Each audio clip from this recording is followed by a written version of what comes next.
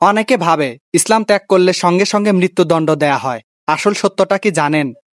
ইসলামে প্রত্যেক ব্যক্তির বিশ্বাসের স্বাধীনতা আছে।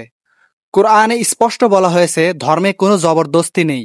সূরা আল বাকারা 256 নম্বর আয়াত। ব্যক্তিগতভাবে কেউ ইসলাম ত্যাগ করলে ইসলামে কোনো দুনিয়াবি শাস্তি নেই। কিন্তু যদি কেউ মুরতাদ হয়ে ইসলামের বিরুদ্ধে বিদ্বেষ ছড়ায় বা রাষ্ট্রের বিরুদ্ধে ষড়যন্ত্র করে, তখন সেটি আর শুধু ধর্ম নয়, বরং রাষ্ট্রদ্রোহিতার শামিল হয়। হাদিসে এসেছে, যে ব্যক্তি তার ধর্ম পরিবর্তন করে তাকে হত্যা করো। কিন্তু একই সঙ্গে ইসলামের ইতিহাস থেকে দেখা যায়, যদি কেউ ধর্ম ত্যাগ করে শান্তিপূর্ণ জীবনযাপন করত, তাকে হত্যা করা হয়নি। প্রমাণ: নবীজি সাল্লাল্লাহু আলাইহি সাল্লাম মক্কার এক লোককে ধর্মত্যাগের পরও হত্যা করেননি।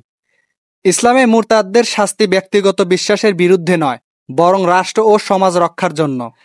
যারা চুপচাপ ধর্মত্যাগ করে তাদের শাস্তি নেই।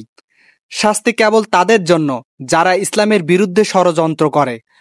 রাষ্ট্রের বিরুদ্ধে কাজ করলে যদি ফাঁসি হয়, তবে ইসলামের বিরুদ্ধে ষড়যন্ত্রকারী মুরতাদদের শাস্তি কেন অযৌক্তিক হবে?